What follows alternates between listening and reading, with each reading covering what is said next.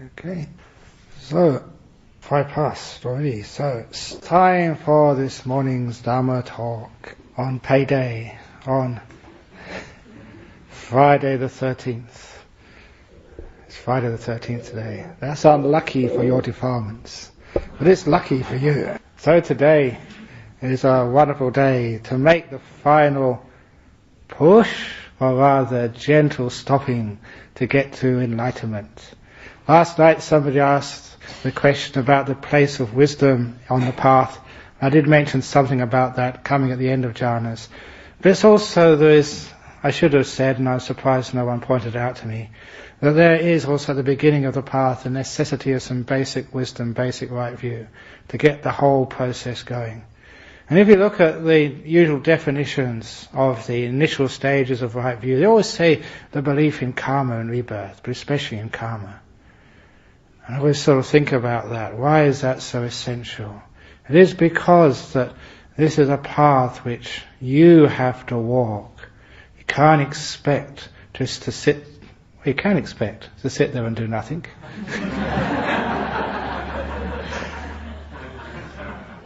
So what is the place of karma there if you're not supposed to do anything? And the point is that there is the karma of the world, which gets you success, makes you fit and healthy or whatever. But there is also the karma of meditation, and that's a real tough one to figure out. It is the karma where you take responsibility to do nothing. That you initiate the stopping. That you make the letting go happen. Now that's an incredible, subtle form of karma. Because the letting go, the abandoning, the letting go of that itch is all something which you do, or rather you initiate. And it's actually how you create that letting go is a key to understanding the path towards enlightenment. It is karma, but it is a karma of stopping, a karma of restraint, a karma of letting go, a karma of gentleness, a karma of stillness. And if you don't initiate that, just the world goes around as it normally does. You find yourself always doing things, getting involved, planning, and all sorts of stuff. For example, as I said last night, the retreat is a long way from being over. Sometimes you think, what is it? It's a day and a half, 36 hours. That's not 36 hours. Look at it under 2,000 minutes. Not 2,000 minutes. Look at it as 120,000 seconds. And every second you've got a chance to be enlightened. That's 120,000 chances you have between now and tomorrow afternoon. Wow, what a lot of chances that are. So do not waste even a second of this. Because you find that's the nature of human beings. We're always one or two steps, usually a couple of kilometers ahead of ourselves. And what a waste of our life that is. And throughout our life we're always people who are moving on to the next thing. Always never here. Always planning what we're going to do next. And how much of our life we've wasted that way. I still recall when I was a school teacher, one of my fellow teachers, he didn't like being a school teacher, even in a nice high school. And so he went from sublime to ridiculous. He decided to get a job as a tax inspector. And he got the job, but he couldn't start until the contract at school finished. So he had 6 months he had to wait. I remember him came up to me one day and he said, it's 5 months until I leave this place. And I found myself wishing away months of my life. And it scared him just how he was doing that. You've only got 80 years. That's only 960 months. How come you waste and wish away months and months, a significant part of your life? And that was a great insight for him, to be able to live more in the moment. I don't know how many more days you've got left, but certainly you can't wish away a day and a half. This is really important. And so what meditation, what this whole process is teaching you, is to stop going on, always going in. To stop and start enjoying where you are. And you can do that, you can achieve that. That's the job of the karma. That's where you take the responsibility to change the way you live your life and be more in the moment, more in the present, more with where you are, especially when you don't have to go forward and plan. The moment you don't have to do anything. And it's when we do this incredible stopping, we get from that karma, we got the insight, the wisdom on what the karma for enlightenment is. It's not striving and struggling. It's that ability, that skill to stop and let go. To be able to enjoy the last days, the last moments of everything, instead of always moving on to somewhere else. We know just how, just to rest, to leave things alone. And when you start to do that, the whole meditation becomes natural, very easy. Sometimes that I was always, not sometimes always, that's an oxymoron, that I was interested in some of the old tales of monks and nuns who became enlightened and how they did it. And it was fascinating to read some of their stories.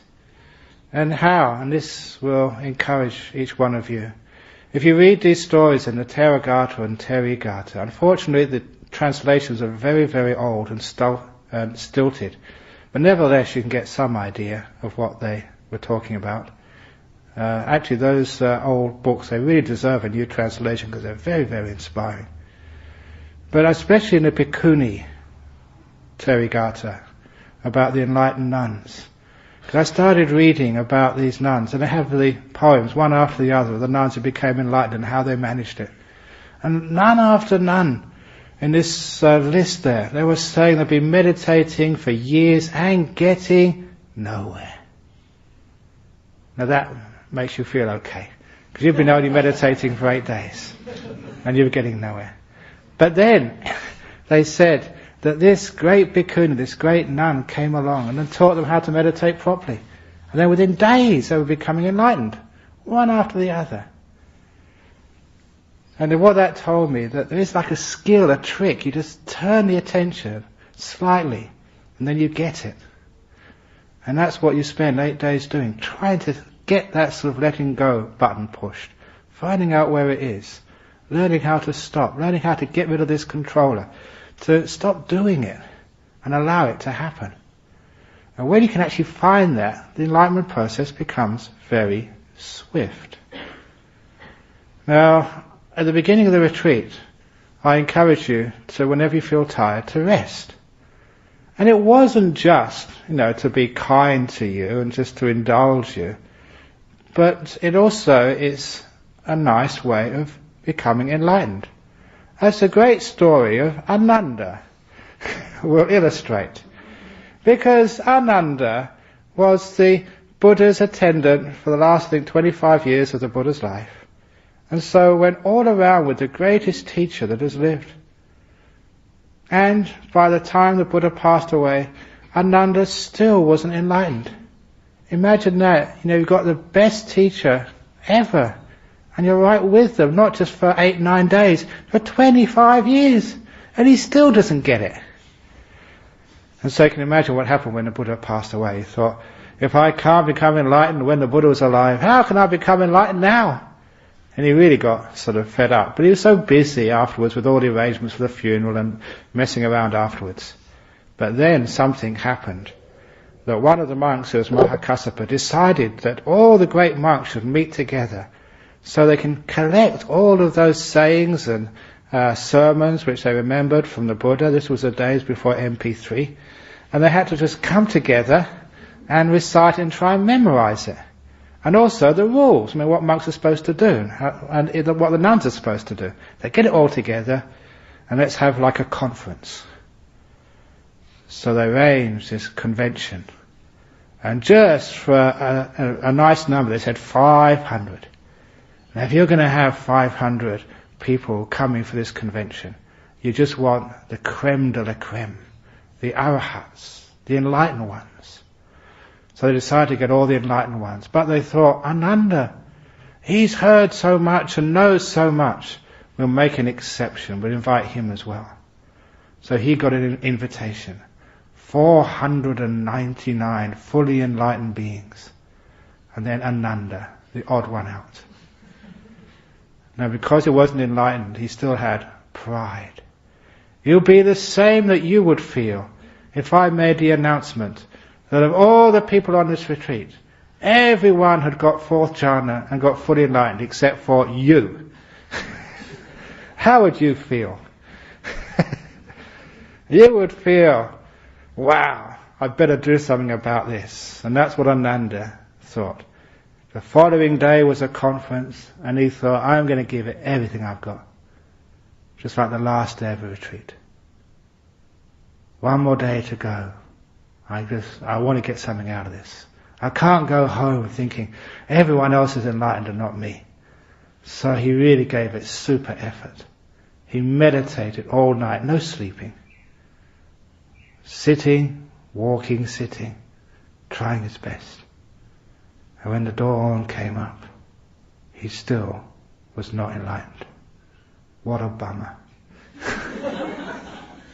As they say in Australia. So what did he do? He just gave up. What's the point? So he went down to take a nap before the conference started.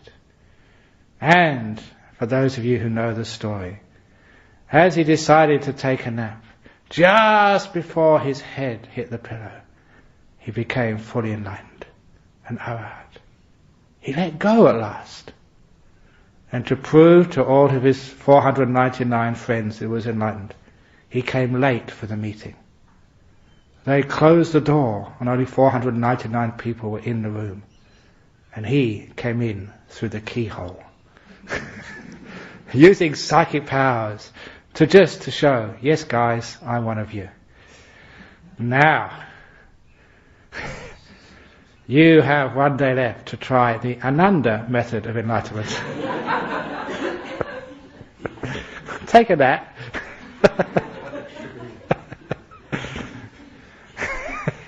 Yeah, many of you tried that many times. It hasn't worked yet.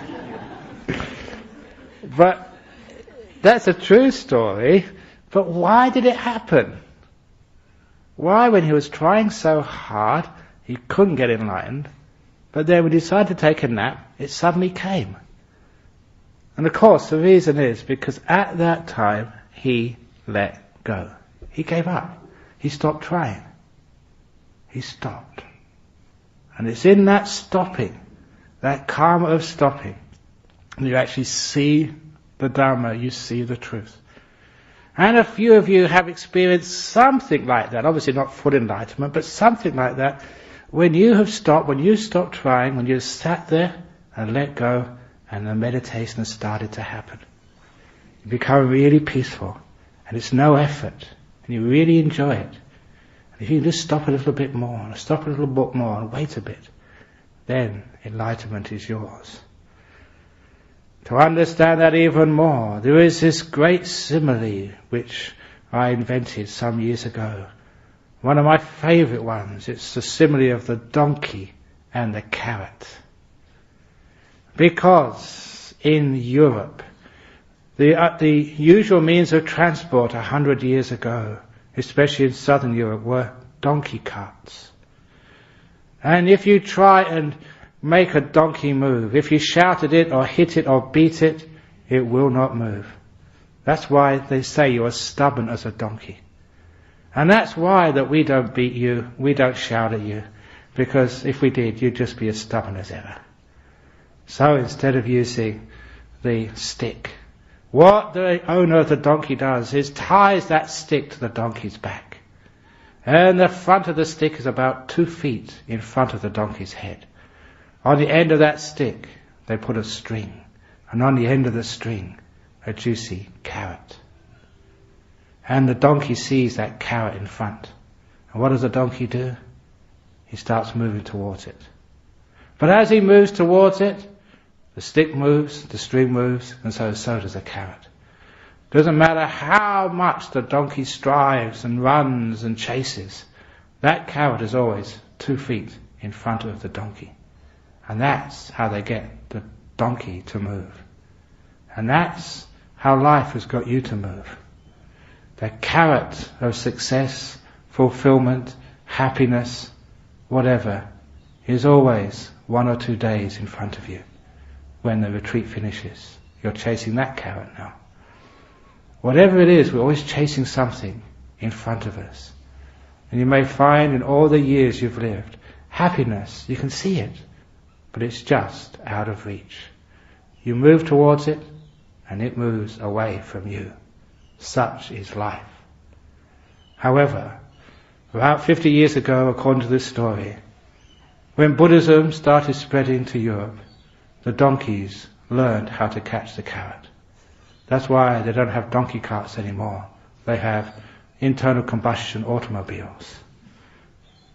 And how the donkey learned to catch the carrot is how you learn to become still in your meditation, and how you learn to become enlightened. It is the story of Ananda. The donkey who wants to catch the carrot chases after it, running after it with full speed, with maximum effort. But does that make the carrot come any closer? Doesn't matter how hard you strive and run, the carrot is always 2 feet in front. But Buddhist donkeys, they know how to stop and wait. And that's what Buddhist donkey does. He stops and waits. And what happens when you stop and let go in this meditation retreat? The carrot goes further away from you. Whenever you come on a retreat like this and you do this letting go business, sometimes your meditation goes all over the place. Sometimes you get slothful and restless and you think, oh, it's all going wrong. Wait. Even though that carrot soon goes further away than it's ever been before, maybe 4 feet in front of you, you wait, because something strange happens next. When the carrot goes to the top of its arc, it stops, and then it starts coming towards you. You don't have to do anything. You don't have to shake the mango tree. You just got your hand up. And the carrot starts coming towards you. You're sitting there and you're getting more and more peaceful, more and more blissful, and you're not doing anything. The carrot of enlightenment is coming. The paycheck, you can see it coming towards you. And soon, that carrot is at its normal distance from you, just 2 feet. Your meditation is just as it normally was, but now it's getting very still and peaceful, all by itself, very fast. It's coming towards you. And the important thing here is when those nimittas come up, when you're getting very close, don't do anything, don't chase it.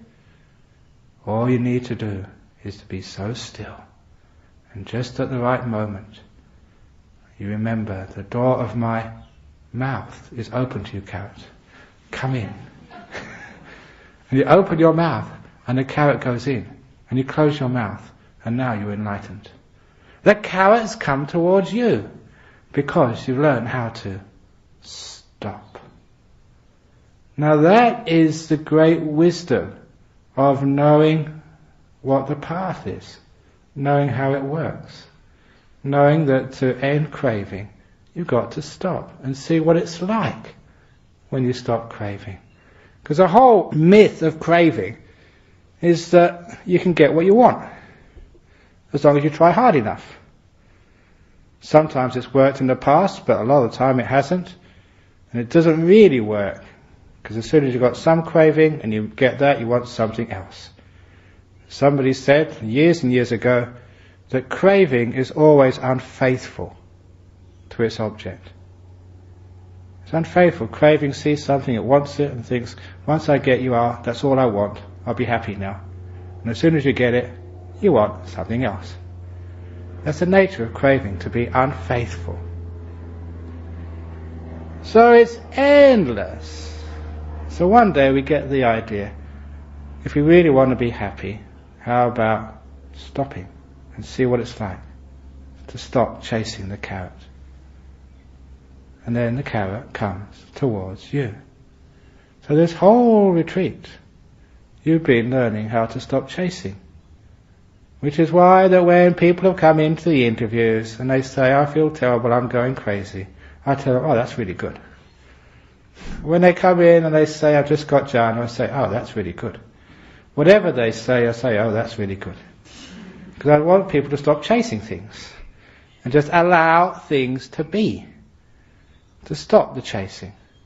Because that's what you do in ordinary life. And this is the great wisdom which the Buddha found under the Bodhi tree. To learn how to sit still, both physically and mentally. Stillness becomes the path. But how do we become still? And the stillness comes from this wonderful sense of contentment. Realizing that contentment is the highest happiness of all. Sometimes that we think that whenever we have a problem we have to do something about it. A lot of times when you're still, that's the best solution to many of the problems. As I think it was Thich Nhat Hanh once said, don't just do something, sit there. In other words, sometimes the activities which we do in life just make things worse. And sometimes just sitting there letting go, being kind, is the best solution of all. Now sometimes when people do meditation, sometimes they do feel like they're going crazy. They're going mad. I haven't mentioned this simile yet, but it fits in here. And it's called the simile of the attack of all the defilements and kilesas all at once.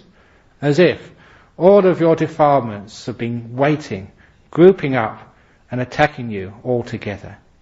You have greed, hatred, sloth and torpor, restlessness, doubt, everything all at once. Because that's what it is like when sometimes people think they're going crazy and they get so frustrated. People have times like that. The attack of all the defilements. And the way to overcome that attack and all other attacks of craziness, restlessness, pain, depression or whatever is to use what I call the Nalagiri strategy. Coming from the old Buddhist story of Nalagiri the elephant, who was given alcohol by the Buddha's enemies, who had made drunk and then let loose in the streets when the Buddha was coming in the opposite direction on alms round. And any of you, especially from Sri Lanka, who went to Dharma school as a kid, you remember that story of Nalagiri the elephant chasing down the road in the path of the Buddha. And of course, people ran away from that elephant when they saw him coming. And they warned the Buddha and the monks, there's an elephant coming, get out of the way. And of course, many of the monks ran away. Some climbed up trees.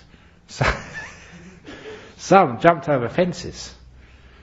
And sometimes that happens in Thailand, because I don't know why it is, but the water buffalo are somehow afraid of monks. And sometimes when they see a monk, they spook. I don't know if it's like the colour of the robes, they think it's a tiger because they've got bad eyesight, I'm not sure. But sometimes when they see a monk, they put their head up, which is a sign they're getting very afraid, and sometimes they charge towards the monks. And I remember them charging me once. I was first year at Wat Nanachat, and I was walking with Ajahn Sumedho, and this buffalo charged us. And I was really stupid, because I parted from Ajahn Sumedho, and he had much better karma than I did. I should have just hid behind him. So of course, the water buffalo left Ajahn Sumedho alone and started charging me. It's a very dumb thing to do. But just hid behind a tree and the water buffalo stopped. But sometimes like monks actually do get hit by the water buffalo and gored. I don't know why that is. But they're very dangerous because they're very heavy beings. And imagine like an elephant, that's even stronger. So this elephant was charging towards the Buddha. All the monks, they ran away and jumped over fences. All except for Ananda. He was the Buddha's attendant. And he loved the Buddha. So he did this amazing act of self-sacrifice. He stood in front of his teacher, his master. He put his arms out and said, let the elephant kill me. I will protect my beloved master. Venerable Rata, would you do that for me? I doubt it. Would you? No, you be up the trees first of all. But the Buddha sort of gently pushed Ananda aside. Ananda, it's very sweet of you to do that, but I can handle this. So Ananda's great gesture of self-sacrifice didn't really work, and he was pushed out of the way. And so the Buddha was facing the fierce, intoxicated, huge elephant Nalagiri, who was charging towards him, and the Buddha was just standing there, and people were watching, like a contest, like one of these wrestling contests or whatever, sort of like Godzilla meets the monster from the deep or whatever. But this was the Buddha versus Nalagiri. What would happen next? Now, as the elephant came closer, what did the Buddha do? Now, the Buddha had great psychic powers. There was no doubt about that. If the Buddha had wanted to, he could have picked up Nalagiri by the trunk, twirled him 3 times around his head, and thrown him over the Ganges River. He could even have thrown him over the Swan River in Perth if he wanted. But did the Buddha do that? Did the Buddha use the force of his psychic powers? What the Buddha did, he gave Nalagiri the elephant loving kindness. Nalagiri, the door of my heart is fully open to you, or something like that. Whatever you do, if you trample me, if you pick me up with your trunk and smash me on the ground or against a tree, if you gore me with your tusks, I will always love you and forgive you. The door of my heart, Nalagiri, is unconditionally open to you no matter what you ever do. That's what we call like loving kindness. And those of you who remember the story know that in the next second, Nalagiri the elephant had lost his intoxication and was bowing down before the Buddha, allowing the Buddha to stroke his head. There, Nalagiri. There, Nalagiri. There, Nalagiri. Completely pacified. Now, what that story means, when your mind is intoxicated, crazy, running towards you, threatening to trample you, squash you, gore you, lift you up and smash you on the ground, because sometimes the mind feels like that. Don't try and use your power to stop it. Instead say, dear crazy mind, the door of my heart is fully open to you. Even if you kill me and drive me crazy, I will still give you unconditional love. Now if you do that degree of loving kindness, absolute 100% acceptance and letting go and being at peace, your crazy mind, no matter how crazy it is, within a second will be just bowing down before you as you stroke your mind. There, mind. There, mind. There, mind. And that's how it works. Simply because you know how to stop, let go with kindness. And nothing can resist that. It's the Nalagiri strategy for letting go of the difficulties and the problems. So as you've been meditating here, you've been learning so much. Not learning so much how to control things with force or with your powers, psychic or not. You do learn through this powerful meditation how to make peace and how to let go and how to be still and how to let things happen. Because also, and it fits in here as well, just a few loose ends, which I said I would talk about but I forgot about every morning. There's also sometimes a time in meditation when strange things happen. When any strange or weird thing happens in your meditation, you don't try and stop it or force it. Again, use loving kindness and be at peace with it, be still with it. I've already mentioned that sometimes when your perceptions go a bit weird, when you think you're expanding, that's a common one. Your whole body or part of your body expands and balloons up. Just the door of my heart is open to you, body. Or if it starts exploding, like once happened to Ajahn Brahm, when he was meditating, he saw the vision of his whole body exploding. and the liver was on a tree, and his heart was in pieces on the twigs, and his whole body had gone boom and bang. But he said, okay, that's okay. Door of my heart's, well actually, there's no heart to open the door to, but it's still okay. There's a peace with these things. And eventually all that stuff came back together again, and he got out of meditation. So it's just only a vision in the mind. So make peace with it. Be still with it. You don't go crazy except if you fight it. It's enough fighting and resisting that it becomes difficult and painful. But there's another part of meditation which is when the body starts to do strange things. Because it's happened on a meditation retreat. I've seen some people, they start sitting in a nice posture. And by the end of the posture, they're all contorted. And the first time I saw this, I thought, gee, that guy's going to hurt when they come out of meditation. And I asked them afterwards, you're just in a really weird position. That must have been very uncomfortable. And they come out and said, actually, that was just really peaceful. I had a very lovely meditation. I feel really great. And I've seen it so many times, and I've seen a lesser amount in my own body, this thing happen. Because what happens is when you really rest the mind and you get very still and peaceful, literally you're getting out of the way. And then the body will contort itself or do strange things because that's what the body needs to do a lot of the time, just to heal itself.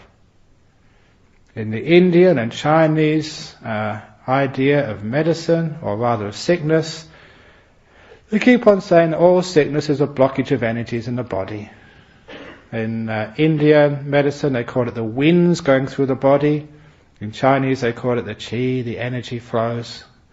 And all illnesses is when those energy flows are blocked. And what happens is sometimes in meditation the body understands this, but you don't understand it, and the body twists and turns to open up a channel of energy. And it has to do that for some reason or other, because usually that channel is closed up, it has to open up, and then things start to flow, which is why people feel so good afterwards. But the more common experience, instead of that twisting and turning your arms going up, whatever, to release energy blockages, more common than that is when you get hot spots in your body. Like parts of your body which get really, really warm, like a localized inflammation. And when people keep asking me about that, I was sitting in meditation, I got so hot, just in my shoulder. What's going on? And of course I know exactly what's going on now. It was here a couple of years ago, when somebody came up to me and said, my whole shoulders and back were just so hot. And so I said, well, when did you have the accident? Where you injured your back? And they looked at me and said, psychic powers, Ajahn Brahm has read my mind. I said, no, I haven't read your mind, you just told me, because that's obvious that what happens if you had an injury like that in the past, in meditation, you really get out of the way, and the body can send energy there to heal it. And it's great. And they said, afterwards you felt really good. I said, yeah, I felt so nice in that area, so relaxed. Because that happens very often. If you've got an injury or a sickness, you're sitting in meditation, you have to get still and peaceful, get out of the way, then you get hot spots in the body. And all that is energy going up there to heal you. And sometimes you don't think there's anything wrong there. Very often it's some incipient disease, which you don't even know about. Like a lady with maybe breast cancer. Hasn't happened yet, but that part gets very hot and stops it happening in the first place. That heat in those parts of the body is a healing energy. Simply because you're letting go, you're relaxing, getting out of the way, and allowing the body to heal itself. Same principle as Nalagiri. Same principle as stopping, letting go. There's so many positive things happen when you relax and rest and allow things to flow instead of getting in their way. And that's usually what happens. We get in the way of enlightenment.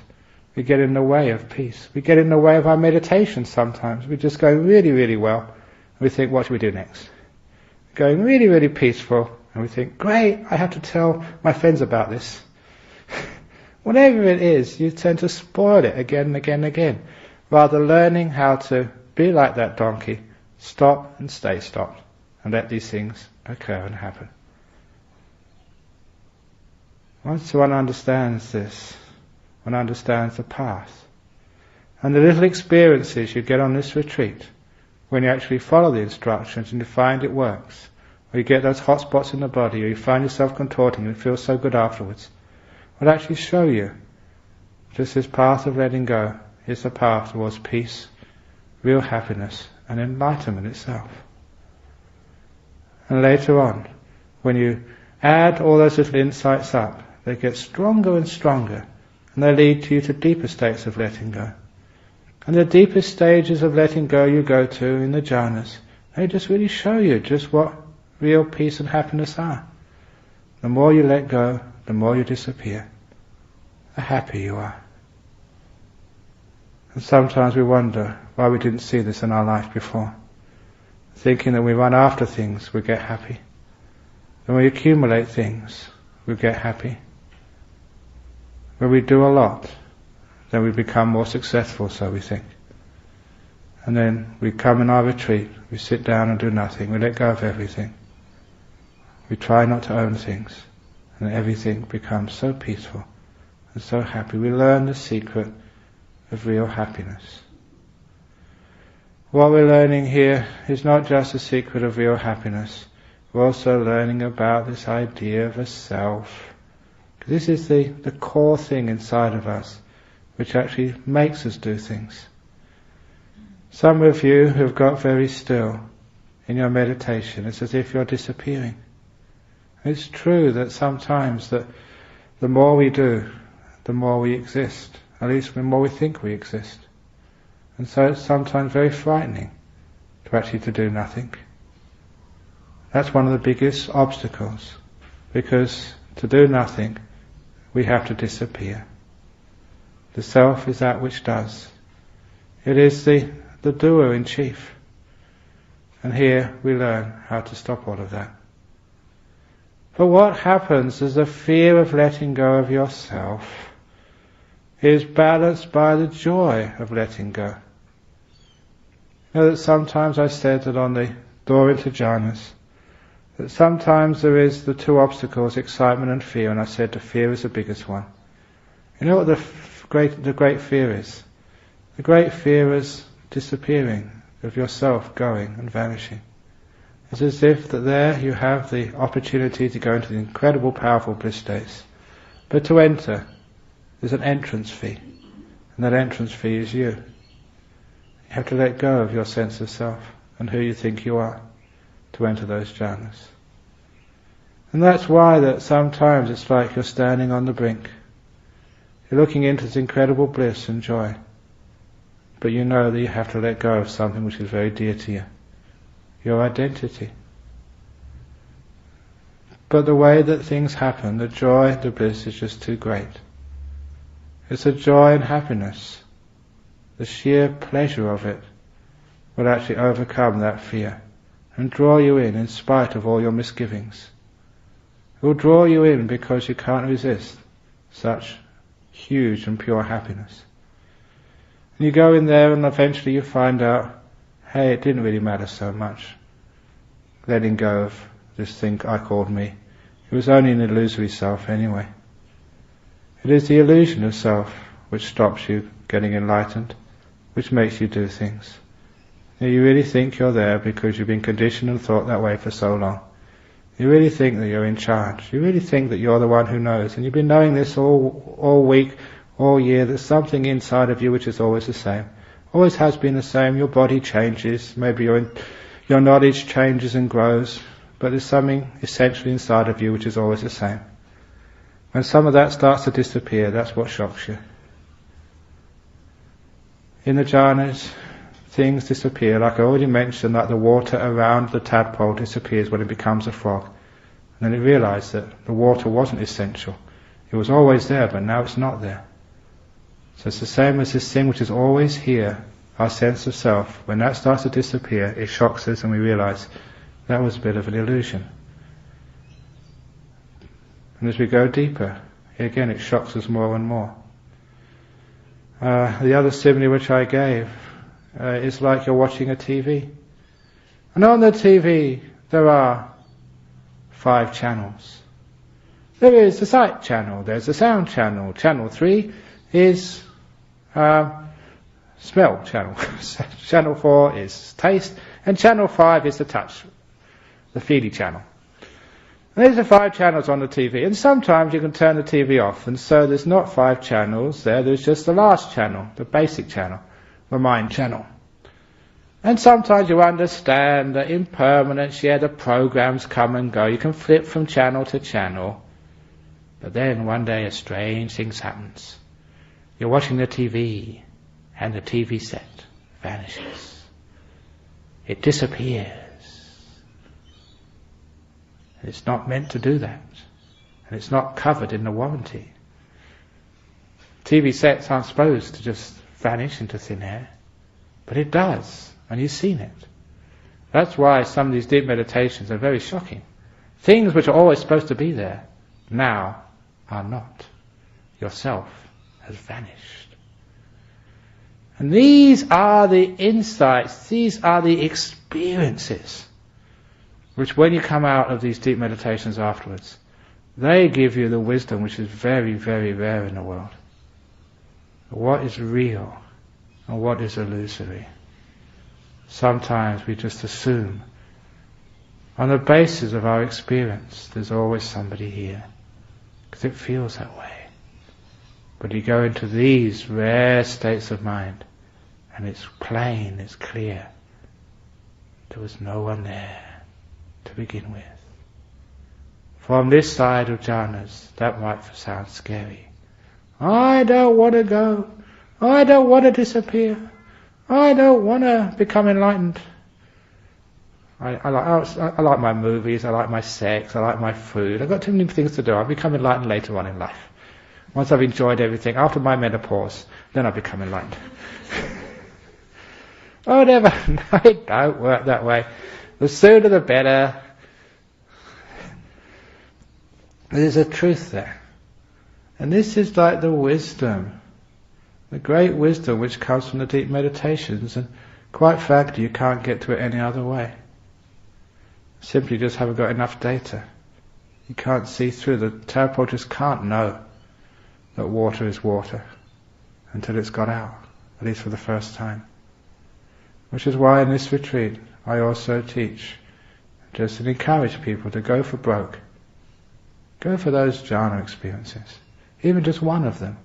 You don't have to go jhana every moment of a retreat, because like insight is just like you're on this side of a big barrier, a big wall which is higher than you. You can't see over the other side. You don't know what's on the other side. You just got to jump high enough to see over the wall. You just need to jump over once, high enough to see over, to get a glimpse of what's on the other side. And this is what I mean by just getting into the jhana once, just to see what's on the other side, to get a glimpse of enlightenment, to know it for yourself. And when you do this, this is what happens. All those teachings of the Buddha which you've read or heard about, all those things which you say, it doesn't make any sense to me, that can't be right. And even if you're afraid of these things, after a while when you see over the wall, you see exactly what they mean. It's nothing to do with fear. It's real happiness, real enlightenment, real freedom.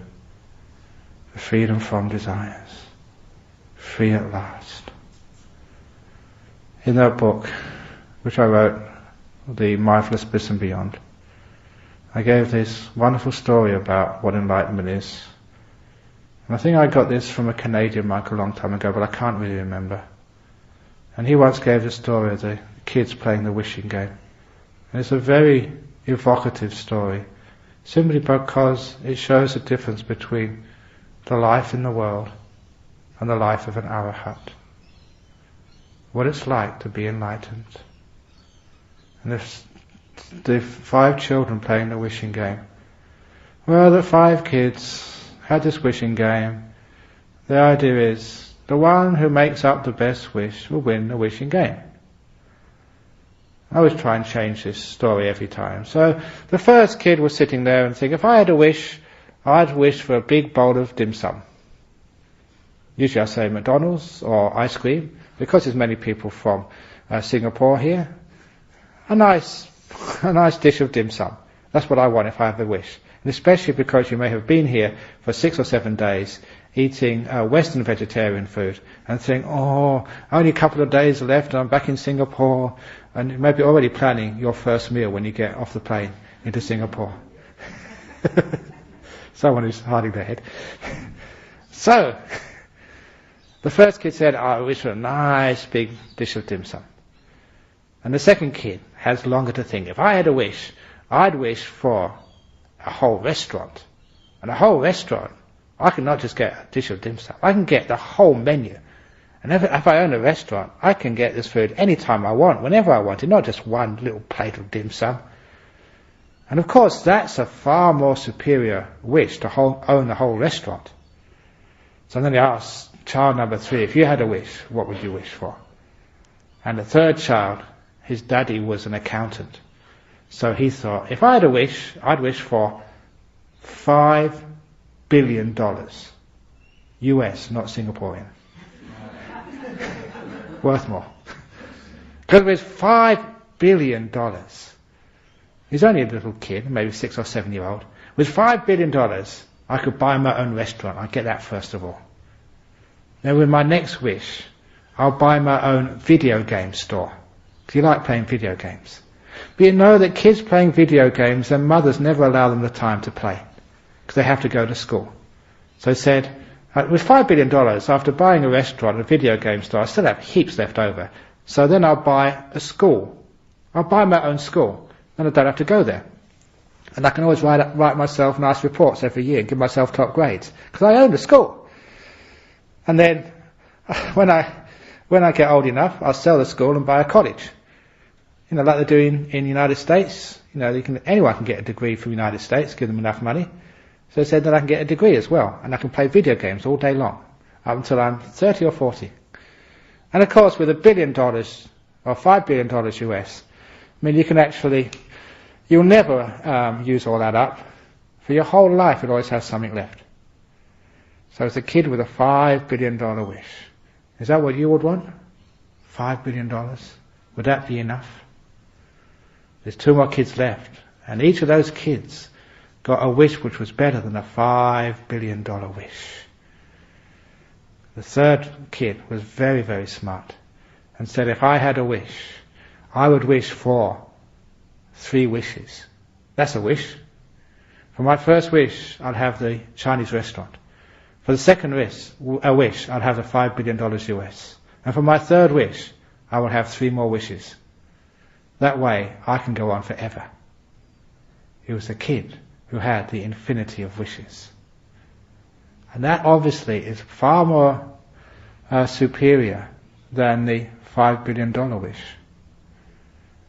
Now that is the ultimate wish in the world, to have all of your wishes given to you. The infinity of wishes granted. But that was only child number 4. That's what most people aspire for in the world. When they become rich, then they usually become politicians. You know why that is? Because the rich people, they have some power, just with billions of dollars, but then they still haven't got the ability to get everything they wish for, even with money. So, become a politician, then you have more power. Especially if you're a dictator. Then you have the infinity of wishes. Whatever I wish for, it comes. Or they wish to be a god, with ultimate power. Whatever I wish for is given to me. Now that, for most people, is the ultimate.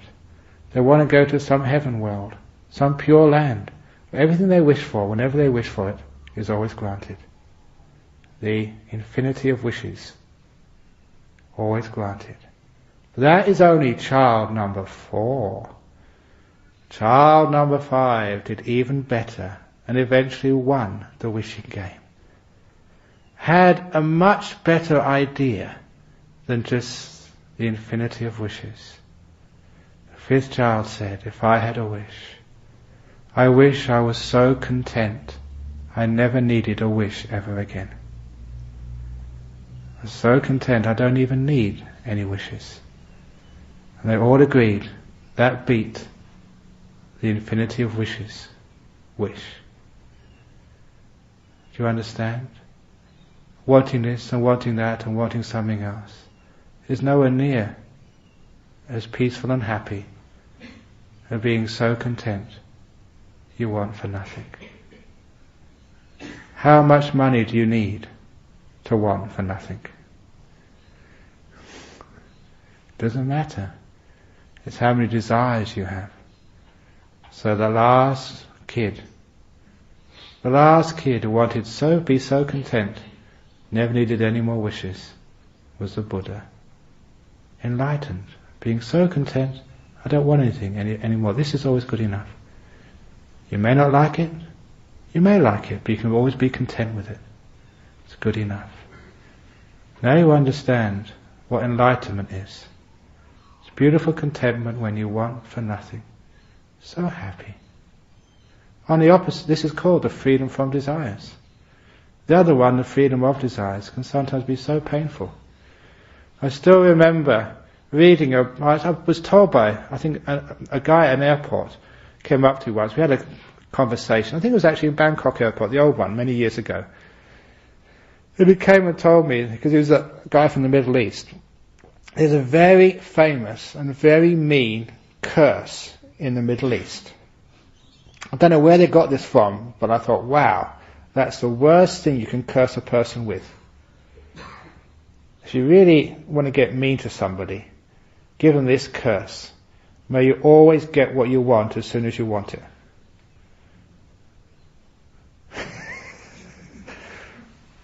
May you always get what you want as soon as you want it. That'll drive a person crazy. Think about it. It's much better. May I have no more wishes. Being free from the irritation of always wanting something else. And be so content you're happy to be here. And that is not only the meaning of enlightenment. That also shows you what the path to enlightenment is. So in this retreat you're practicing what it feels like to be enlightened, if you can. To be so content. Just sitting here, even with a restless mind, with a dopey mind, with whatever mind. You're just happy to be here. Completely content. Not wanting anything. If you perfect that to 100% in this moment, you get a taste of what it's like to be enlightened. If you maintain that for long enough, this beautiful contentment, letting go, I have no wishes to go anywhere, to get jhanas, to get anything. You get so still that jhanas come to you like the carrot comes into the mouth of a donkey. So still, because you're not wanting anything. So content. And the whole path of meditation is building contentment upon contentment upon contentment. Like a fire, it builds up. And it gets so strong, the mind becomes brilliant. Empowered by contentment. Stilled by letting go. And completely satisfied, because not wanting anything. The mind becomes radiant, blissful. And you get a taste of what enlightenment feels like. The ultimate happiness, said the Buddha, is Nibbana. Contentment is another description, the end of all desires. The stopping of the round. Finished, done, ended. So, you have another, about, how much did I say? Another 118,000 seconds to go. So, 118,000 opportunities to stop and become fully enlightened, just like Ananda. So, when this talk is finished, go back to your room, lay down. If it doesn't work, get up and lay down again.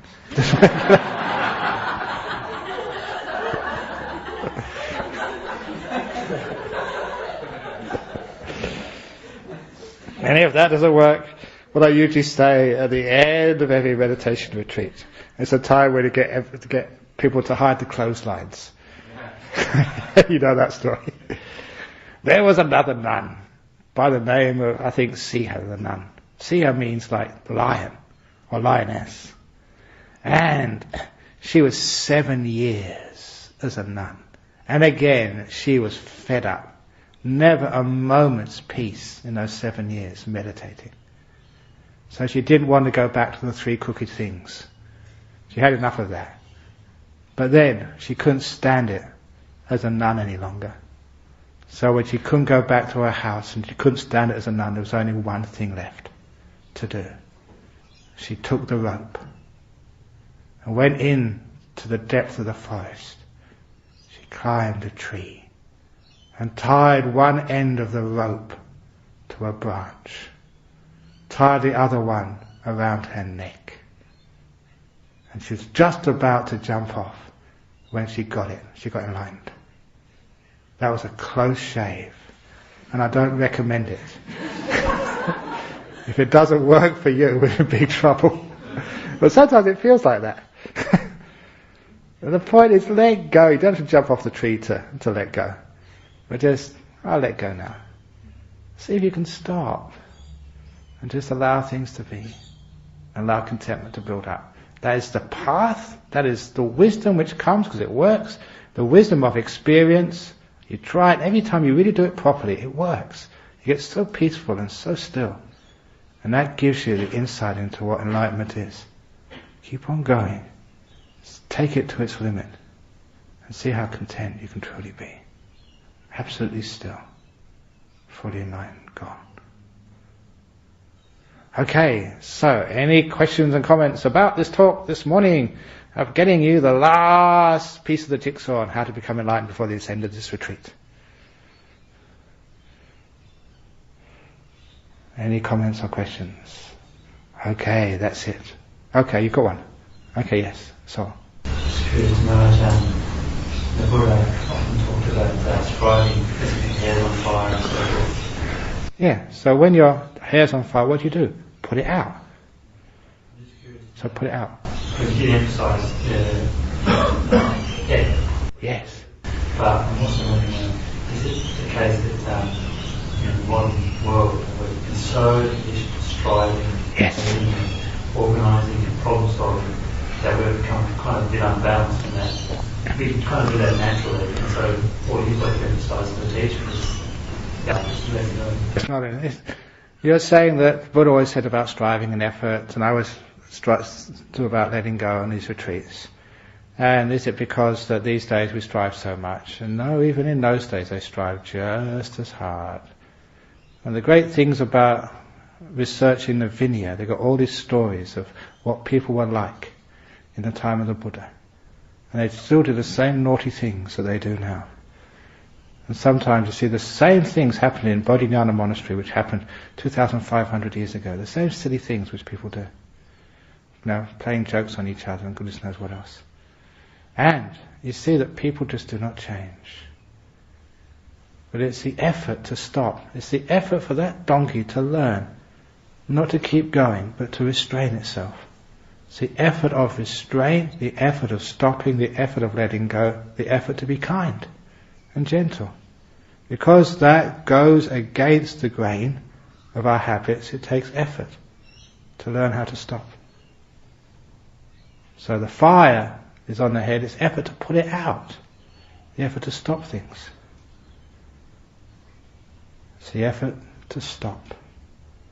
So every time you're driving a car and you see this wonderful stop sign there, that was written there by the Buddha. That's Dharma. Every time you get the red light, you recognize that's the Dhamma. You should get enlightened every time you get stuck in a traffic jam. Stop. Yes, I understand now. So always remember the stop signs are where you should understand the Dhamma. Actually, I was told this years ago, and I think I wrote this in the book, but I've been to Delhi a couple of times. I've never actually seen this. People actually told me that in Delhi, at the red traffic lights, they don't have stop. They have RELAX, relax, are the traffic signs. I've never seen that, but it'd be a great thing if we did have that. So when you get to the traffic junctions, and you get the big red light, instead of saying stop, it's relax. That's what you're doing here. Relax. So you've got to stop. Stop in this moment. And stop running off till tomorrow afternoon. Tomorrow afternoon is a long way from now. So as if you can train yourself to enjoy every moment And don't allow tomorrow to come until you're there. Otherwise you're wasting so much of the retreat. If you've already packed your bags, you might as well leave this morning. And unpack them. Okay. Oh, you got one. Go on. And just following up from that, when that effort to stop, does that make it also a very deep, default decision to cope with a lot more of the unknown in your life? Yeah. Because you just may have lots of ideas about the way things would work, etc., but you consciously decide, no, I'm not going to be either one, give it importance, two, put focus, mental effort and try to sort it out, except that you just don't know a great deal of what's happening in the future. Correct. Yes, so number 3 is the best one. It's impermanent, you don't know what's going to happen. So you make tentative plans, but not that many plans. It's uncertain that we're going to finish at 3 o'clock tomorrow afternoon. Who knows? We may carry on for another week. Who knows that someone here, we might find out that someone from, say, Singapore has brought bird flu, and we're all quarantined in this Redemptorist monastery for another month, and no one can go home. It's possible. So you better unpack your bags. We're stuck here for another month, folks. So these things actually happen in real life. Sometimes you don't know what's going to happen next. Yes. We've spoken a lot during this retreat about expectation, having an expectation. Yes. But is that also attachment? Yes. And there's this thing inside of me saying, you can work really, really hard at something with a huge amount of effort.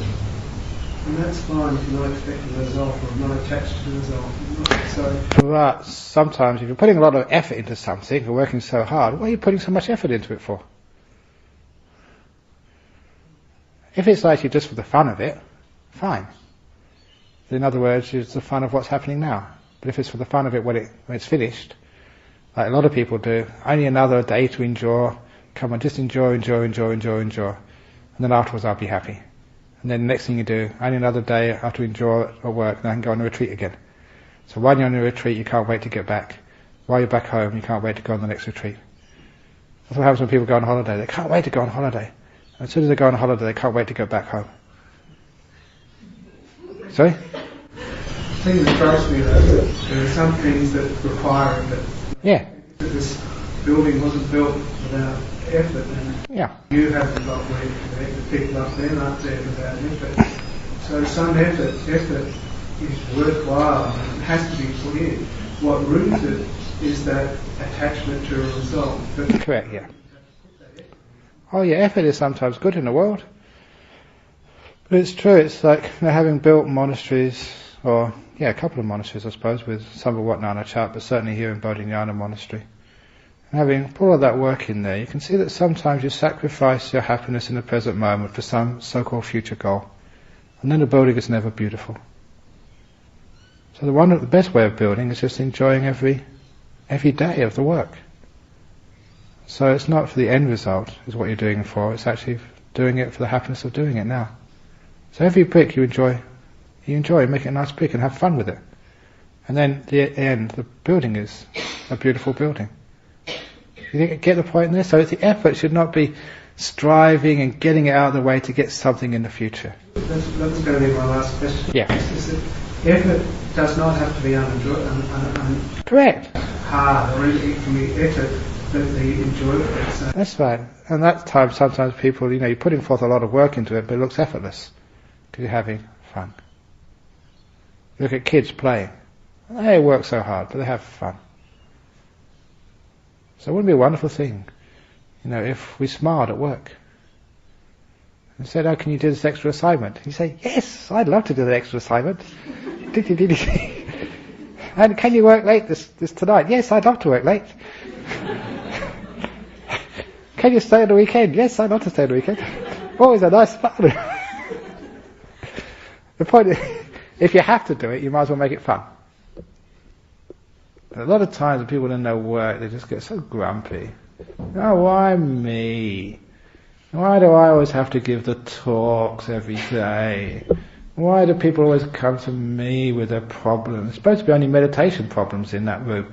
When they're marriage and then being a mother, being a daughter, goodness knows what else comes up in that room. I'm saying, why me? Why do you ask me about your marriage? I'm a monk, for goodness sake. But of course, you never get it. You see me in that room, you never get upset.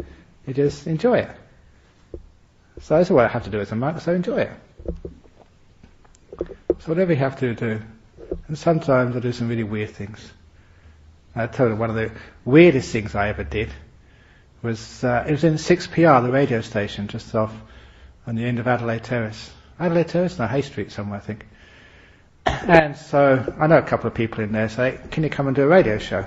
Just, I think it was one evening. I think it might be a Friday, just after an ordinary talk at Dhammaloka. So I rocked up there at 10 o'clock. And, I went straight into the studio. You put the headphones on in front of the microphone. And then just before we went on air, they just introduced me to, there's a lady sitting next to me. Said, this is Dr. Gabriel Morrissey. She's a sex expert. What the heck of a show am I doing? And it was on adult themes.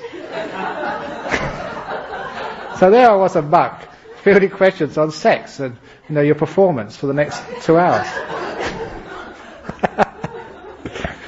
You can get very upset about that. But I really had good fun on that. I really enjoyed myself. So that's actually what you have to do. Just enjoy yourself. And then your life is no effort. You put a lot of work in, and people think, wow, you just work so hard. But it's effortless. If you understand what I mean. So, sometimes people look at the schedules of when I go overseas and give someone a talk, but I really have fun. Enjoy it. And that way it's effortless. Fun is energy. And energy is fun. And it becomes, you put effort into things, but it's, in one sense, effortless from inside. On the outside it looks like effort. On the inside it's just playing with life. Does that make any sense? Okay, so now we have interviews, because it's getting late and there's many interviews here. This morning the list is... Yeah? I don't need an interview, so someone wants my spot. Yeah, Ajahn, 10 people crossed my name.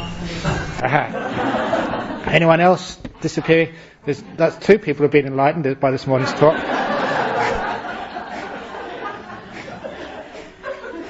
Anyone else been enlightened? Don't need any interviews anymore? No. Okay, well, thanks. So, we have... Well, that's only a few this morning. Okay, so there's a full list this afternoon. And if you get enlightened in the morning, please cross your name off the list. So that you don't need any more interviews ever again. So we're interviews this afternoon. And again, this evening I'll be going off to Nollamara Centre, and so you have the opportunity to ask your questions from the other monks, so they can have to do some work. And I'm sure it's going to be effortless for them, because they're going to have fun as well and enjoy it. You will enjoy. Okay, you will. Be a control freak abbot. And we'll be back tomorrow morning for the chanting and the last morning talk. Tomorrow, if it's okay, on Saturday, no interviews on Saturday morning, because it'd be nice just to sit with you and just have a nice quiet time. And then after that we have our lunch, and in the afternoon, I think we're supposed to be finishing off at 3 o'clock, so you can do whatever you need to do until 2 o'clock. And 2 o'clock you can get everyone in here to do some meditation together. And at the end of towards the end of the meditation, I'll do a loving kindness meditation, and followed in the end by some chanting. There was a note by my seat here, so can we do some loving kindness and spreading some healing for Wadinat, the lady with cancer in a wheelchair. And so we can do that tomorrow, but it's also not just for her, for everybody who's sick, either sick in the body or sick in the head. I'm not looking at anybody. So we can do the healing for everybody tomorrow. And we'll finish off about 3 o'clock, and there I'll give us sort of a little blessing at the end, and that finishes off the retreat. So she'll finish off about 3 o'clock, because sometimes saying that you don't need to plan anything, sometimes that people need to get a lift or something, but 3 o'clock we finish. Okay, so now we have the interviews.